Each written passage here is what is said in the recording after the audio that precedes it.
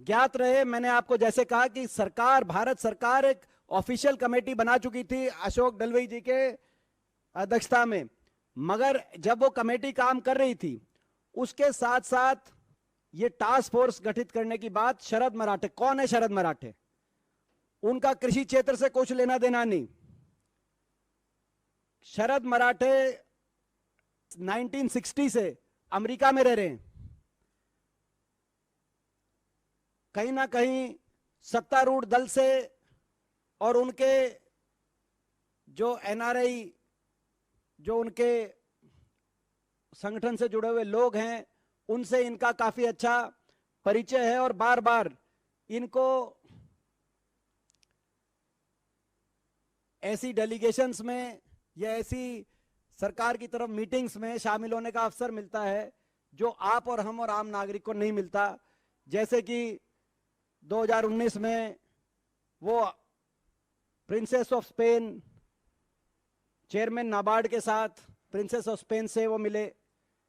आयुष, उनका कोई आयुष से भी लेना देना नहीं, लेकिन 2018 में एक टास्क फोर्स बनाई गई आयुष सेक्टर को बढ़ावा देने के लिए, उसका भी उनको चेयरमैन बना दिया गया था। मगर ये ना तो इनका तो कोई आयुष से लेना देना, ना कृषि क्षेत्र से लेना देना। ये जो हैं, ये जनाब, इन्होंने, इनकी एक सॉफ्टवेयर कंपनी है यूएस के अंदर, यूनिवर्सल टेक्निकल सिस्टम्स, इन्होंने मैकेनिकल इंजीनियरिंग एमबीए करी है, और एक और सॉफ्टवेयर, एक और कंपनी है universal technical systems private limited, ये इंडिया में रजिस्टर्ड कंपनी है। तो ऐसे व्यक्ति ने एक टास्क फोर्स कहा कि भाई कृषि क्षेत्र में किसान की, और नीति आयोग ने इनके सुझाव पर, नीति आयोग के मेंबर रमेश चंद ने लिखा कि proposal for establishing task force has been discussed with the prime minister's office and we will await their response before proceeding further. ये 2017 दिसंबर में लिखा गया। उसके बाद ये टास्क फोर्स गठित कर दी गई। तो क्या जवाब होगा वो आप समझ सकते हैं। टास्क फोर्स बना दी गई। यही नहीं, इस टास्क फोर्स में इन्होंने कहा, जो ये शरद मराठे, नीति आयोग, आप समझ सकते हैं, नीति आयोग एक यूएस के सॉफ्टवेयर इंजीनियर 1960 से वहां से, जिसको देश की कृषि से व्यवस्था से पता नहीं, उनके कहने पर टास्क फोर्स बना रही है। और उन्होंने कहा कि इस टास्क फोर्स में ये व्यक्ति लिए जाएं जिसमें औद्योगपति घरानों से संबंधित व्यक्ति, कॉरपोरेट सेक्टर से संबंधित व्यक्ति, कोई कृषि क्षेत्र से संबंधित व्यक्ति नहीं। और खुद को भी उन्होंने कहा कि मैं उस टास्क फोर्स में, मैं अहम भूमिका मेरी रहे। उन्होंने एक दो की और उस टास्क फोर्स के अंदर एक कोई विनय चौटाई वाले जी हैं, जो कि भाजपा के ओवरसीज के कई प्रोग्राम्स आयोजन वगैरह करते हैं, उनका उन्होंने नाम सुझाया।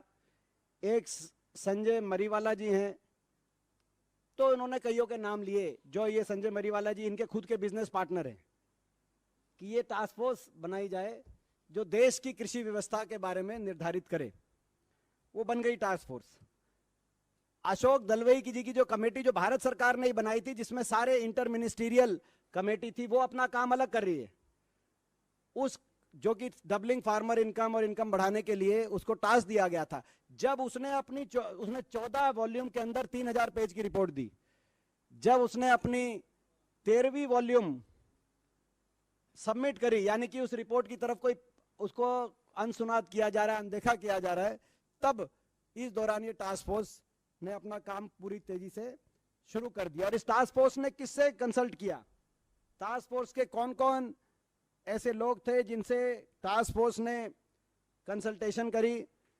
टास्क फोर्स ने, the task force consulted handpicked big corporates such as Adani Group, Patanjali Ayurveda, Mahindra Group and Big Basket। इन ऐसे बड़े कॉरपोरेट घरानों से पूछा गया कि क्या होना चाहिए। जाहिर है इन्होंने अपने अपने नजरिए से सारी बात रखी और अंततः आपने देखा कि कोविड के दौरान बिना संसद में बहस किए 3 कृषि कानून आ गए।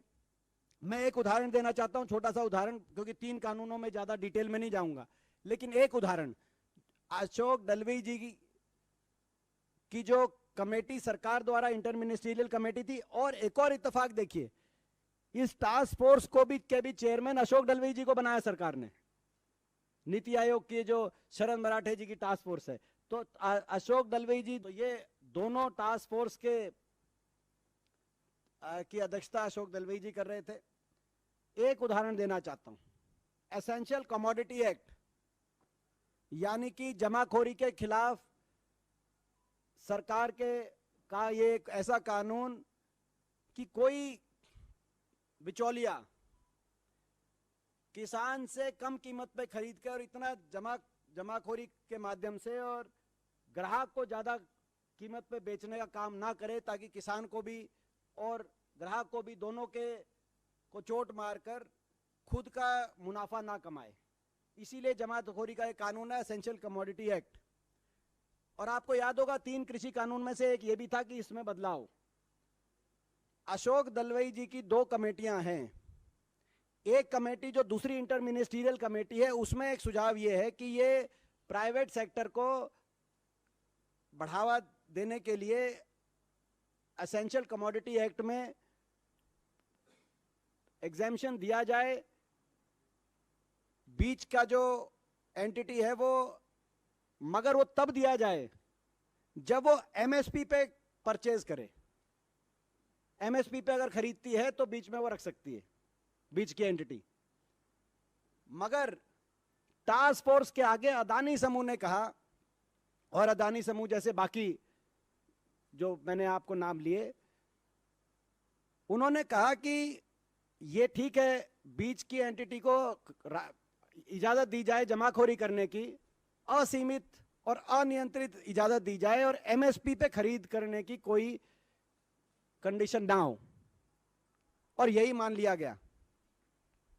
कानून जब आया तो उसमें जो अशोक डलवी जी की भारत सरकार द्वारा जो इंटर मिनिस्ट्रियल कमेटी थी, उसकी सिफारिश को ना मानकर ये थी जिसमें इनकी जो टास्क फोर्स थी, शरद मराठे जी की टास्क फोर्स, उसकी कंडीशन मान ली गई कि कोई एमएसपी पे खरीदने की अनिवार्यता नहीं है। ये डलवी जी की जो टास्क फोर्स है इंटर मिनिस्ट्रियल, उसकी रिपोर्ट सार्वजनिक पब्लिक डोमेन में। अभी तक ये जो नीति आयोग द्वारा जो ये इसकी रिपोर्ट पब्लिक डोमेन में नहीं है, लेकिन किस समूह ने क्या कहा, महिंद्रा ग्रुप ने क्या कहा उसमें सुझाव, अदानी समूह ने क्या कहा, पतंजलि समूह ने क्या कहा, वो सारा पब्लिक डोमेन में है।